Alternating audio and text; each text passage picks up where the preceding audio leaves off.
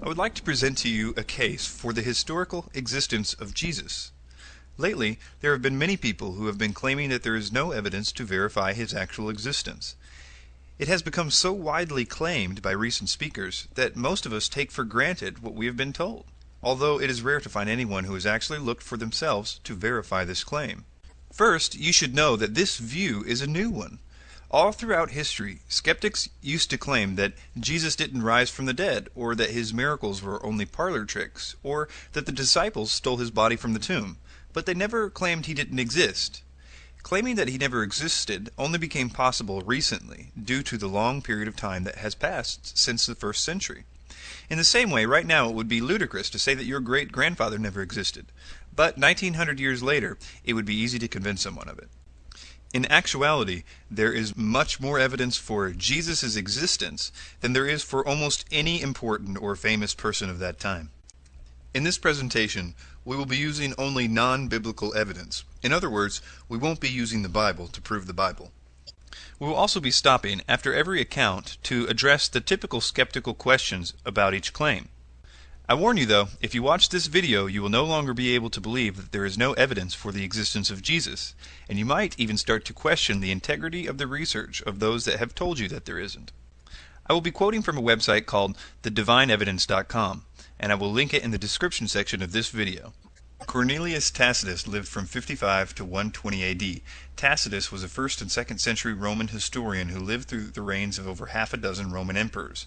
Considered one of the greatest historians of Rome, Tacitus verifies the biblical account of Jesus' execution at the hands of Pontius Pilate, who governed Judea from 26 to 36 AD during the reign of Tiberius. Tacitus writes the following: Christus, the founder of the Christian name, was put to death by Pontius Pilate, procurator of Judea in the reign of Tiberius. But the pernicious superstition, repressed for a time, broke out again, not only through Judea, where the mischief originated, but through the city of Rome also. It would confirm the following: that Jesus did exist, that he was the founder of Christianity, that Jesus was put to death by Pilate, that Christianity originated in Judea with Jesus, and that Christianity later spread to Rome. Skeptic Interjection 1. Could Tacitus have taken his information from Christian sources? Answer: because of his position as a professional historian and not as a commentator, it is more likely that Tacitus referenced government records over Christian testimony. It is also possible Tacitus received some of his information from his friend and fellow secular historian Pliny the Younger. Yet, even if Tacitus referenced some of Pliny's sources, it would be out of his character to have done so without critical investigation. An example of Tacitus criticizing testimony given to him even from his dear friend Pliny is found here in Annals 55. Tacitus distinguishes between confirmed and hearsay accounts almost 70 times in his History. If he felt this account of Jesus was only rumor or folklore, he would have issued his usual disclaimer that this account was unverified, but he did not. Skeptic Interjection 2. Could this passage have been a Christian interpolation or forgery? Answer: judging by the critical undertones of this passage, it is highly unlikely. Tacitus refers to Christianity as a superstition and an insuppressible mischief. Furthermore, there is not a surviving copy of Tacitus's Annals that does not contain this passage. There is no verifiable evidence of tampering of any kind in this passage. Skeptic Interjection 3. Why is this passage not quoted by the early church fathers? Answer: due to the condescending nature of Tacitus's testimony, early Christian authors most likely would not have quoted such a source, assuming Tacitus's writings were even available to them. However, our actual answer comes from the context of the passage itself. Nothing in Tacitus's statement mentions anything that was not already common knowledge among Christians. It simply provides evidence of Jesus' existence, which is a topic not debated at this point in history. Let's move on to Lucian of Samosata. Lucian was a 2nd century Greek satirist and rhetorician who scornfully describes his views of early Christianity. Though he ridicules the Christians and their Christ, his writings confirm Jesus was executed via crucifixion and that he was the founder of Christianity. He says, "The Christians, you know, worship a man to this day, the distinguished personage who introduced their novel rites and was crucified on that account. It was impressed on them by their original lawgiver that they are all brothers, from the moment that they are converted and deny the gods of Greece and worship their crucified sage, and live after his laws. What this passage reveals and how it confirms the biblical account: 1. That Jesus did exist. 2. That Jesus was the founder of Christianity. 3. Jesus was worshipped by his followers. And 4. That Jesus suffered death by crucifixion. Skeptic Interjection 1. Can we consider Lucian's testimony reliable, due to the source being a literary work? Answer. Lucian's comments revolved around historical events. In Lucian's work, The Way to Write History, he openly criticizes his contemporaries, who distort history to flatter their masters or those who fill in historical gaps with their personal conjecture. He writes, "The historian's one task is to tell the thing as it happened. He may nurse some private dislikes, but he will attach far more importance to the public good and set the truth high above his hate. For history, I say again, has this and only this for its own. If a man will start upon it, he must sacrifice to no god but truth. He must neglect all else." Skeptic Interjection 2. Is it possible Lucian received his knowledge from Christian sources, or that this passage is an interpolation, or forgery? Answer. Seeing how adamant Lucian was in regards to historical accuracy and critical investigation, our answer is an emphatic no. As to the passage being a Christian forgery, chances are that the reference to Jesus would be far more favorable if this were so. Lucian refers to Jesus only as a man, a lawgiver, and a sage. Human, not divine descriptions. He never once refers to Jesus as a god. Furthermore, there isn't anything in the above statement that reveals what wasn't already known. It merely asserts that Jesus lived, preached, and died. Remember, at this time, Christians were trying to prove Jesus' divinity, not his existence. Next, we're going to look at Flavius Josephus. And before we get started on the details of Josephus, I'd like to make a personal comment. And that is that I've heard for a very long time that this Josephus quote was an obvious forgery. But if you look into it, you'll find that there are really only two different versions of this particular account of Josephus's talking about Jesus. He actually talks about Jesus in another account that's not disputed, but this particular one is. And what you'll find is that there's really two versions, and they don't really differ in anything important. At least when we're arguing Jesus' existence, because they both admit that he existed, that he was crucified by Pontius Pilate, that he had many followers, both Jews and Gentiles, and that he performed what Josephus calls wonderful works.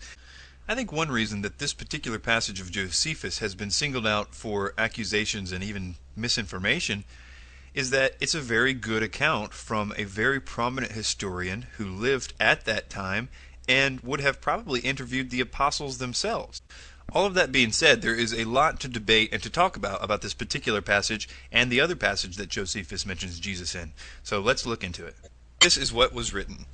Now, there was about this time Jesus, a wise man, if it be lawful to call him a man, for he was a doer of wonderful works, a teacher of such men as received the truth with pleasure.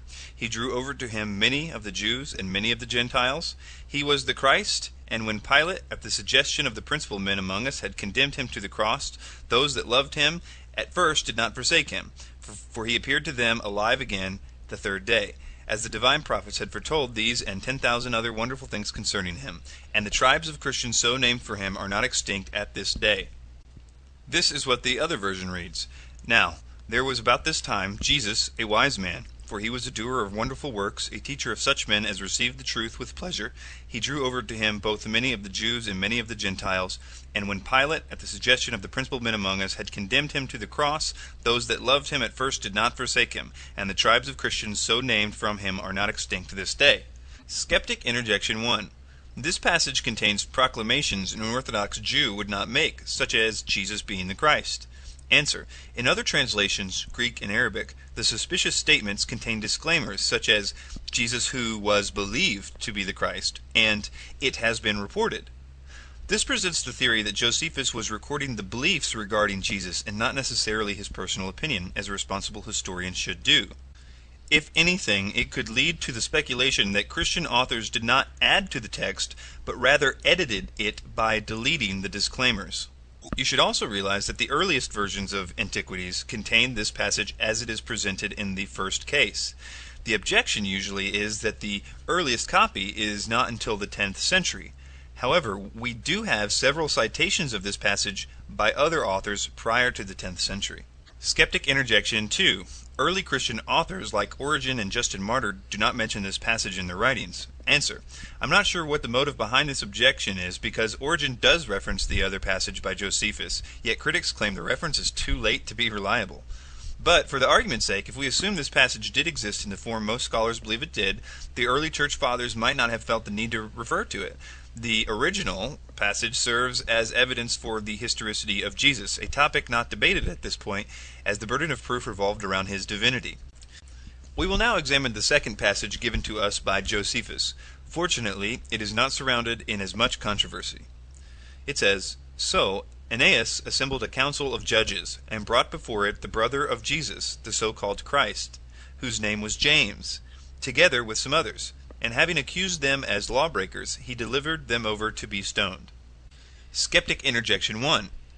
Is it possible this passage was a forgery by early Christians? Answer: it must be noted that no copy of Antiquities has ever surfaced without the above text quoted as it is above. Critics are suspicious of the so-called Christ statement, yet this reference, rather than the Christ, shows Josephus was not condoning the belief, but simply documenting it. Also, this passage concerns the actions of the priest Aeneas. Jesus and James were not even the primary focus of this verse. Lastly, this passage is cited in other early works which attest to its authenticity. Even if we dismiss the disputed works in Josephus' testimonium, we still see he testifies to a number of things in the above two passages. 1. That Jesus lived in the first century. He performed miracles. Some believe Jesus to be the Christ. He was a teacher. He had many followers. He was tried by Pilate. He was crucified. He was the founder of Christianity. And James was the brother of Jesus. Next is Pliny the Younger. Pliny the Younger admits to torturing and executing Christians who refused to deny Christ. Those who denied the charges were spared and ordered to exalt the Roman gods and curse the name of Christ. Pliny addresses his concerns to Emperor Trajan that too many Christians were being killed for their refusal to deny their faith. He says, "I asked them directly if they were Christians. Those who persisted, I ordered away. Those who denied that they were or ever had been Christians worshipped both your image and the image of the gods and cursed Christ. They used to gather on a stated day before the dawn and sing to Christ as if he were a god. All the more I believed it necessary to find out what was the truth from 2 servant maids, which were called deaconesses, by means of torture. Nothing more did I find than a disgusting fanatical superstition. Therefore I stopped the examination and hastened to consult you, on account of the number of people endangered, for many of all ages, all classes, and both sexes already are brought into danger." In Pliny's letter to Emperor Trajan. Though Pliny states some of the accused denied the charges, a recurring theme in the correspondences between Pliny and Trajan is the willingness of the true believer to die for Christ. This would hardly be reasonable if they knew he never existed. Skeptic interjection 1. How does dying for one's belief verify the actual existence of Jesus? The sincerity of a belief does not necessarily make the belief true. How does this passage specifically confirm a historical Jesus and not just the existence of Christians in Rome? Answer: Pliny states Christians worshipped Christ as if he were a god. This indicates one who would not normally be considered a god, such as a human, who was exalted to divine status. Also, the early Christians would have been in a position to know if Jesus was a historical figure or not. Though critics can claim these martyrs took Jesus' existence solely on faith, common sense tells us that there would have been a lot more evidence of a historical Jesus at this time than what has been preserved until today. According to early historians, Jesus' great-nephew and other relatives were still alive, as well as the associates of the original apostles. Such individuals could easily verify his existence.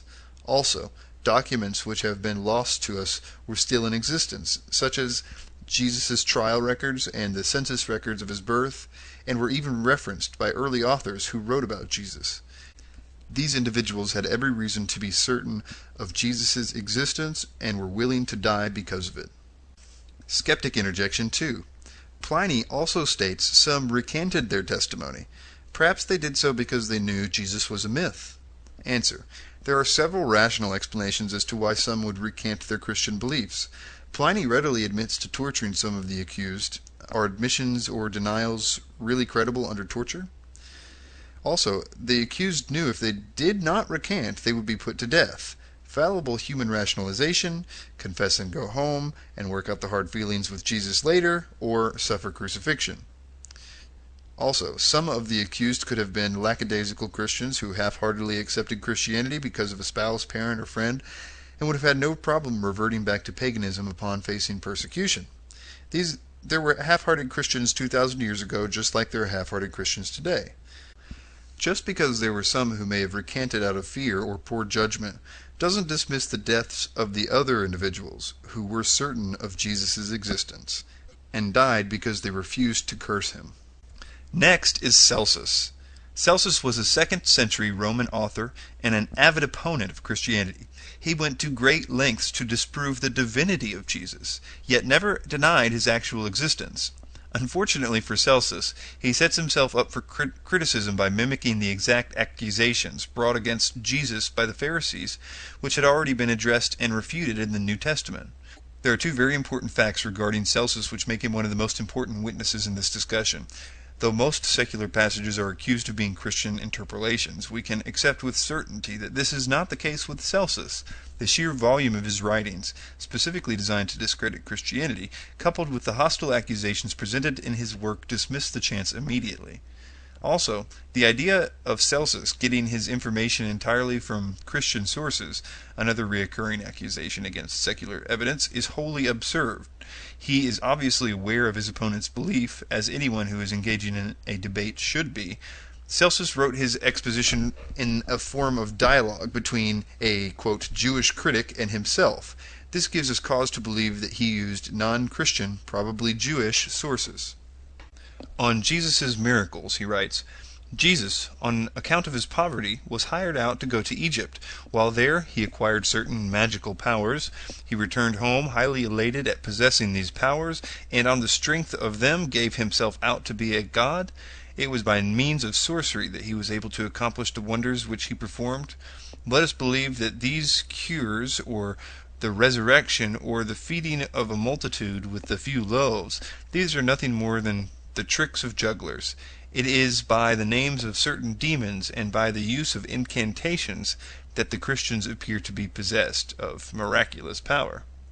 Not only does Celsus confirm Jesus' existence here, he also tries to debate the source of his miracles. Like the Pharisees of Jesus' day, Celsus tries to dismiss these miracles as both demonic possession and cheap parlor tricks.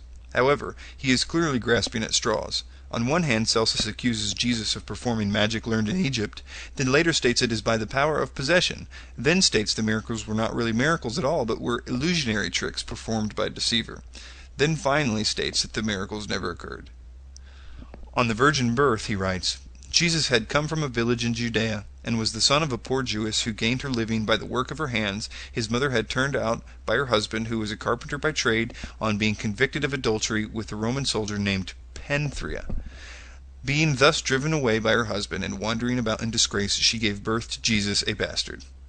Celsus acknowledges Jesus' birth and existence, but does not accept the concept of a virgin conception. He tries to dismiss Mary's premarital pregnancy as a result of an affair she had with a Roman soldier. Strangely enough, there is a very similar passage in the Jewish Talmud, which makes the same accusation. This gives us reason to believe that Celsus may have referenced Jewish sources for some of his arguments. On the crucifixion, Celsus writes, Jesus accordingly exhibited after his death only the appearance of wounds received on the cross, and was not in reality so wounded as he is described to have been. In this statement, Celsus confirms Jesus' death by crucifixion, although he claims the only wounds Jesus received were those inflicted by the crucifixion, thus denying any previous torture had taken place. But not even history offers Celsus the benefit of the doubt, as floggings were the standard form of torture given to victims prior to the crucifixion. Celsus contradicts himself yet again when he later states that Jesus was probably never even crucified, but instead had an impostor die in his place. Skeptic Interjection 1.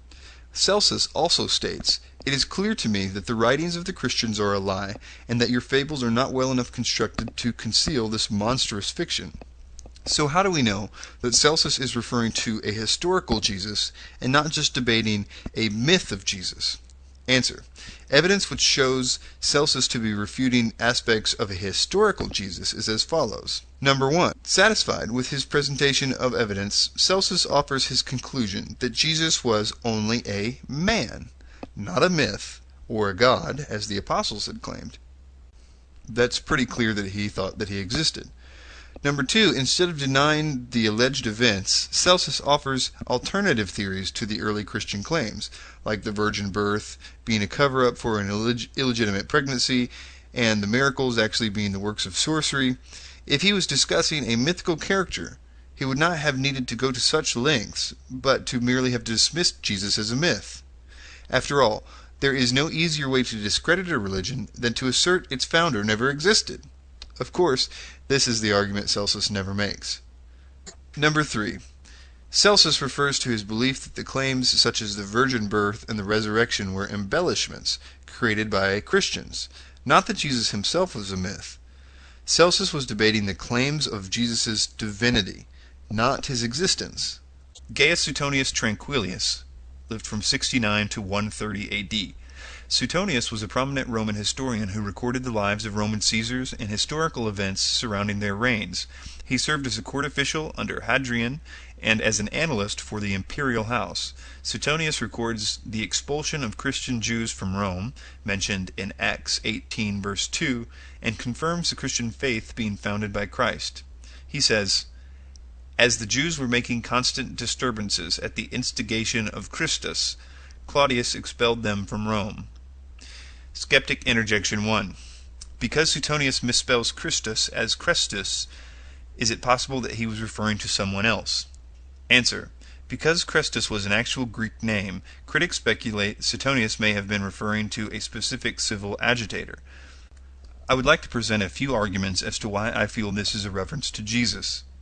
In order to get as close to the author's intent as possible, this is the passage as it exists in the original Latin.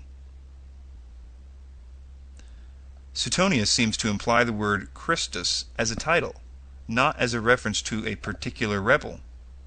Though I have seen critics cite the passage as a certain one, Christus, we can see that this is incorrect by the lack of the original quodam in the original Latin. Suetonius uses the word instigation, not instigator.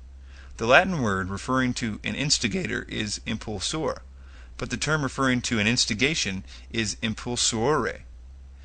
And this is the word Suetonius uses, thus affirming the belief that he is using the word Christus as a title and not as a name. It was common for both pagan and Christian authors to spell the name using either an E or an I, and we know that the Christian authors were obviously referring to Jesus when they spelled the name Christus. Tertullian criticizes pagan disdain or hate for Christianity and points out the fact that they can't even spell the name correctly. He implies the common misspelling of Crestius by their use of the term Christians. He writes, "Most people so blindly knock their heads against the hatred of the Christian name, it is wrongly pronounced by you as Christians, for you do not even know accurately the name you hate. But the special ground of dislike to the sect is that it bears the name of its founder." Apology, chapter 3. Next is Thallus, unknown to 52 AD. Although his works exist only in fragments, Julius Africanus debates Thallus' explanation of the midday darkness which occurred during the Passover of Jesus' crucifixion. Thallus tries to dismiss the darkness as a natural occurrence, a solar eclipse. But Africanus argues, and any astronomer can confirm, a solar eclipse cannot physically occur during a full moon, due to the alignment of the planets. Phlegon of Tralles, a 2nd century secular historian, also mentions the darkness and tries to dismiss it as a solar eclipse. He also states the event occurred during the time of Tiberius Caesar. This is what was written: "On the whole world there pressed a most fearful darkness. The rocks were rent by an earthquake, and many places in Judea and the other districts were thrown down. The darkness Thallus, in the 3rd book of his history, calls, as appears to me without reason, an eclipse of the sun. For the Hebrews celebrate the Passover on the 14th day according to the moon, and the Passion of our Savior falls on the day before the Passover. But an eclipse of the sun takes place only when the moon comes under the sun, and it cannot happen at any other time. Phlegon records that, in the time of Tiberius Caesar, at the full moon, there was an eclipse of the sun from the 6th hour to the 9th, manifestly that one of which we speak. Skeptic Interjection 1. Why doesn't Pliny the Elder or Senencia mention this event in their writings? Answer.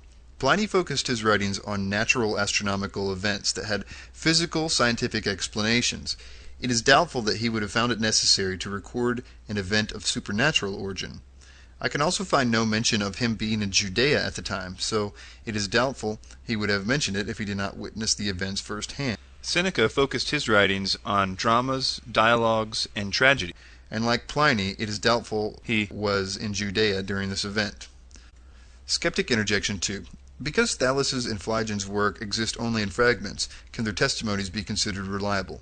Answer. This is something the reader will have to determine on their own. Africanus was an honest, qualified author who did not alter the quotes to serve his own purpose.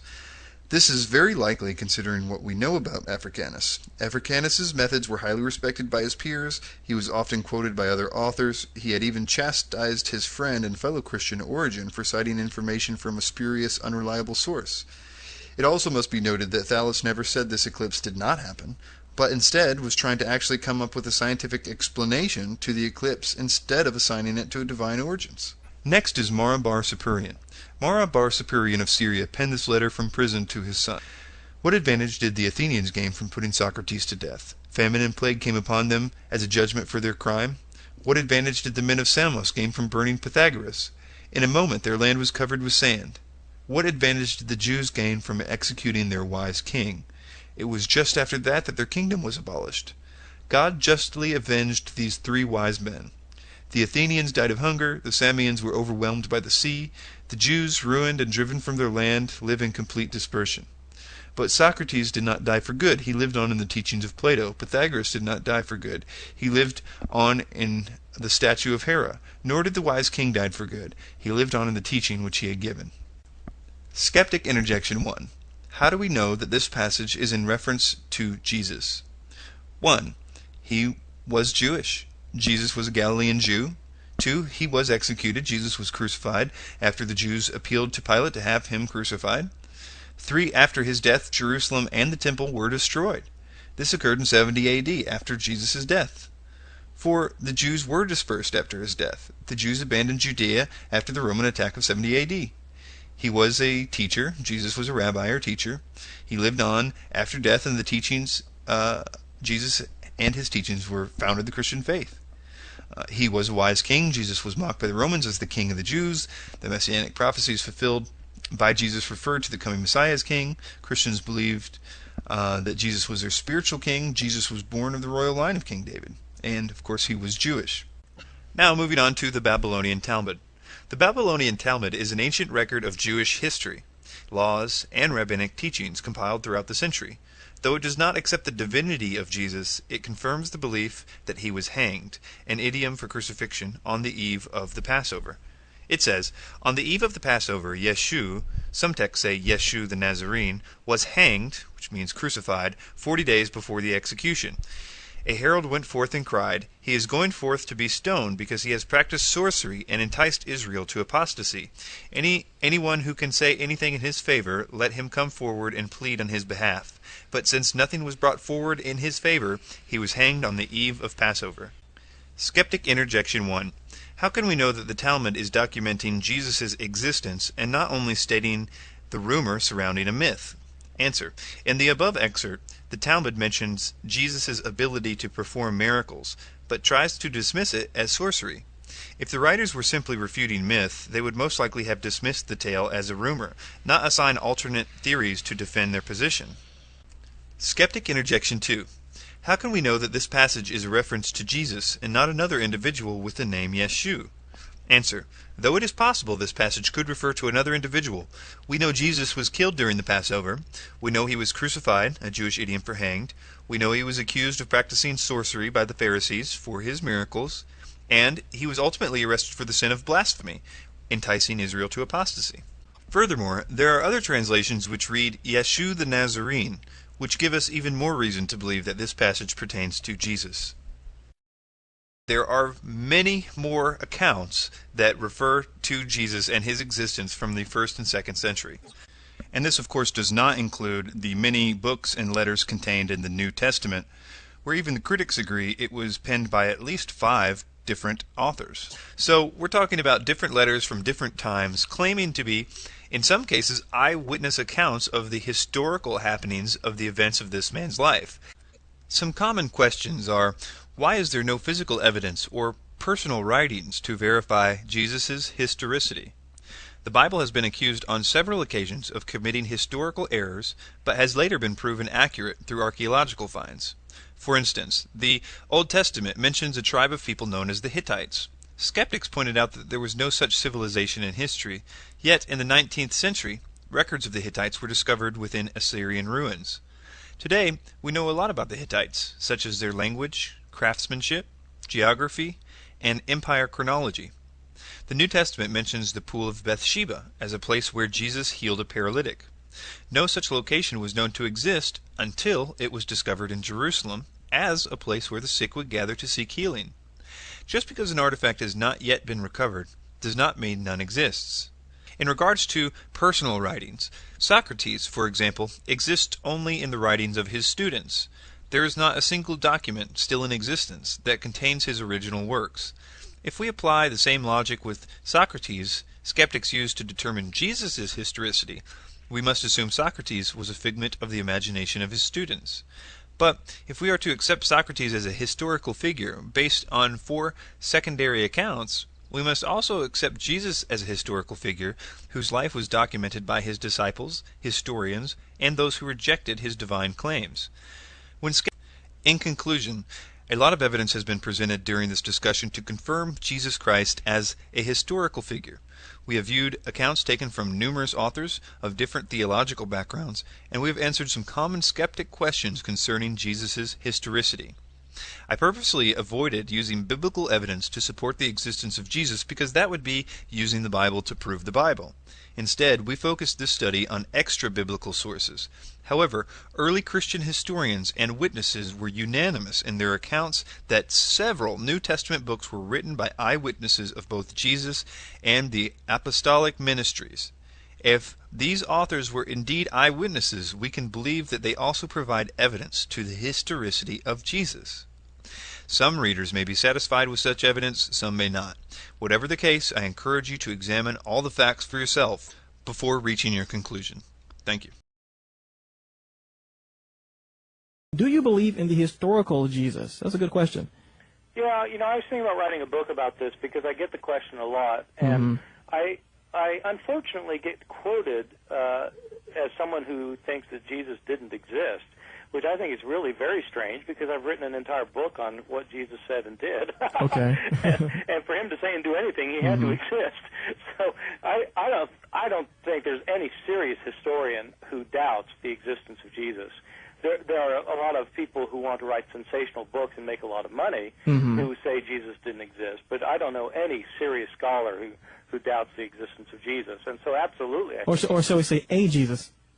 Well, I mean... Because there's some ideas about this too, right? Like, 'cause Jesus Christ itself, right, just means, what does it mean? Like the anointed one or something? Well, Christ is the Greek word for anointed one. It's the same, it's the Greek equivalent of the word Mashiach in Hebrew, which Messiah. is where we get Messiah from. Right. So basically, so any, Jewish sect that believed that they had that Jesus Christ, then that entity would exist, so to speak. So I mean, I guess what I'm saying here, I guess I'm going with maybe the multiple Jesus hypothesis, that there might have been a variety of different, which is why we have so many different stories.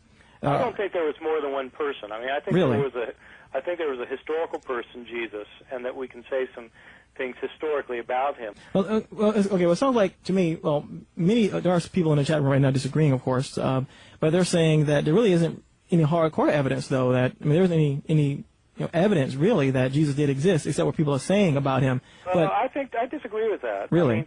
What hardcore evidence is there that Julius Caesar existed?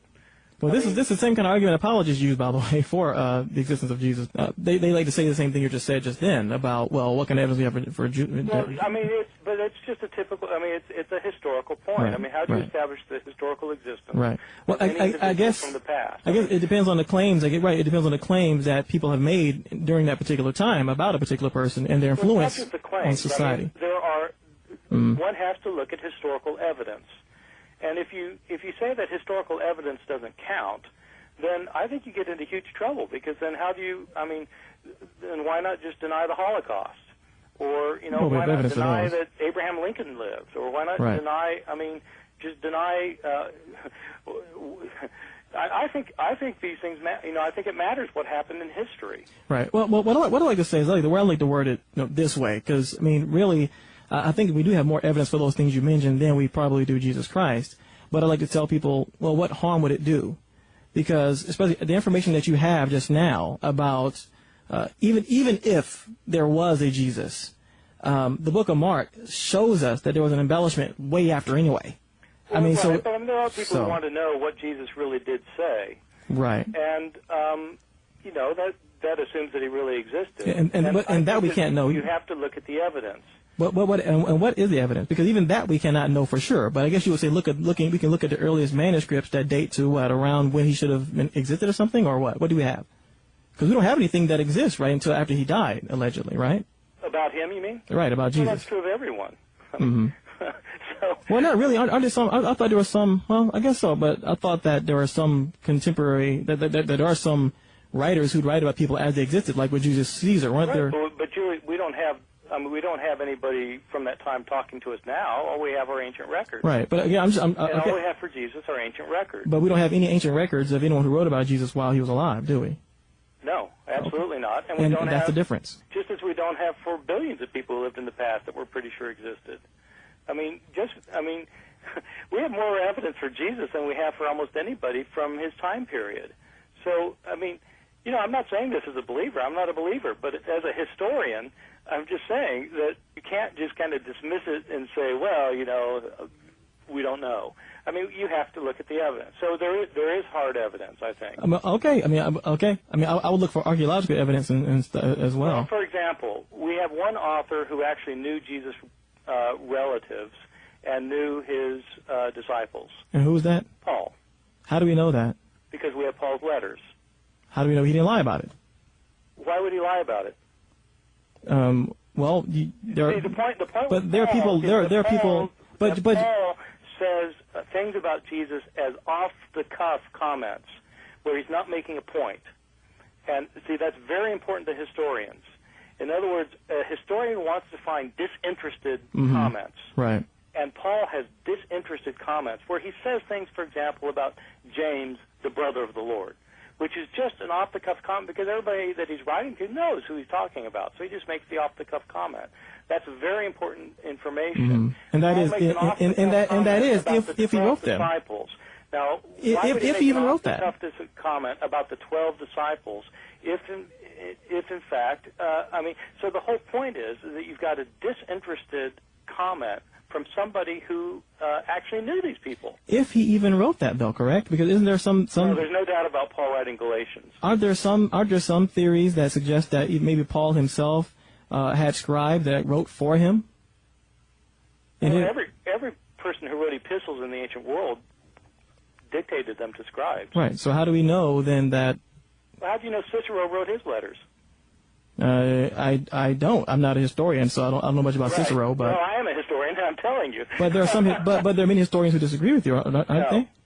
No, none that I've ever heard of. Oh, really? Well, not serious historians. Not serious historians. Listen, I know thousands of scholars of the ancient world, and I don't know any one of these scholars who doubts that Paul wrote Galatians. Okay. So these are people who have devoted their lives to this, and a lot of them are like me. It's not that I've got a personal investment in Paul. I'm not even a Christian. Right. I'm just saying, as a historian, there's no doubt Paul wrote Galatians.